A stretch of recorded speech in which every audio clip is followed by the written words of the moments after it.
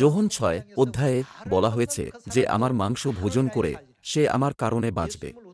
আমরা কিভাবে যিশুকে ভোজন করতে পারি? এখানে কেউ কি কখনো যিশুকে ভোজন করেছেন? আমরা নরখাদক নই, তাহলে আমরা কিভাবে তাঁকে ভোজন করতে পারি?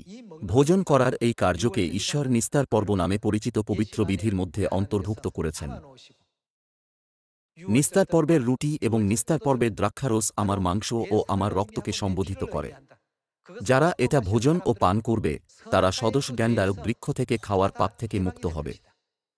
যদিও মনুষ্যজাতি সদোষ জ্ঞানদায়ক বৃক্ষ থেকে ফল খাওয়ার কারণে মৃত্যুর জন্য নিযুক্ত ছিল, যখন আমরা খ্রিস্টের পবিত্র দেহ ও রক্তে অংশ নিয়েছি, যা হল জীবন বৃক্ষের আসল সত্য, তখন থেকে ঈশ্বর আমাদের সেই ব্যক্তি হিসাবে চিহ্নিত করেছেন যারা জীবন বৃক্ষ থেকে খেয়েছে। তাহলে আমাদের কি দেওয়া হবে? এইভাবে আমাদের অনন্ত জীবন দেওয়া হয়েছে। তাহলে কেন আজ অনেক মণ্ডলীতে নিস্তার পর্ব পালন করা হয় না? যোহন ৬ অধ্যায় ৫৩ পদে যখন বলা হয়েছে, তোমরা যদি মনুষ্যপুত্রের মাংস ভোজন ও তাঁহার রক্ত পান না করো, তোমাদিগেতে জীবন নাই, তখন মণ্ডলীর পরিপ্রেক্ষিতে এর অর্থ কি? এর মানে মণ্ডলী হল জীবনহীন। যেহেতু সেখানে কোনো জীবন নেই, তাই তারা সেখানে ক্রুশ স্থাপন করেছে।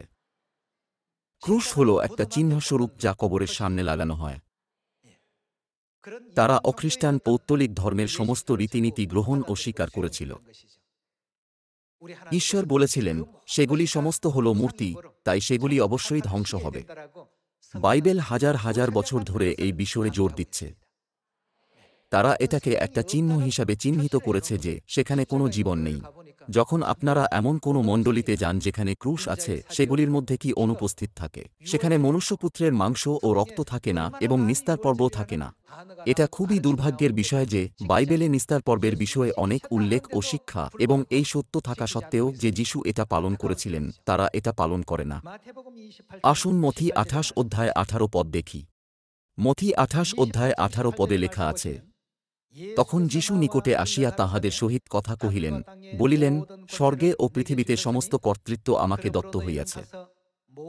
অতএব তোমরা গিয়া সমুদয় জাতিকে শিষ্য করো, পিতার ও পুত্রের ও পবিত্র আত্মার নামে তাহাদিগকে বাপ্তাইজ করো।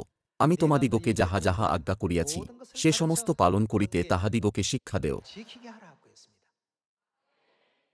তাহলে আমাদের কি সমস্ত লোকেদের সেই বিষয়ে শিক্ষা দেওয়া উচিত নয়, যা যিশু আমাদের আজ্ঞা করেছেন? যিশু কি আমাদের নিস্তার পর্ব পালন না করার আজ্ঞা দিয়েছিলেন?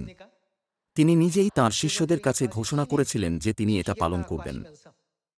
যে কারণে নিস্তার পর্ব এত গুরুত্বপূর্ণ সেটা হল এই যে এটাই সমস্ত মানবজাতির জন্য পাপ ও মৃত্যুর অন্ধকার থেকে আলোতে যাওয়ার এবং জীবনে যাওয়ার একমাত্র পথ।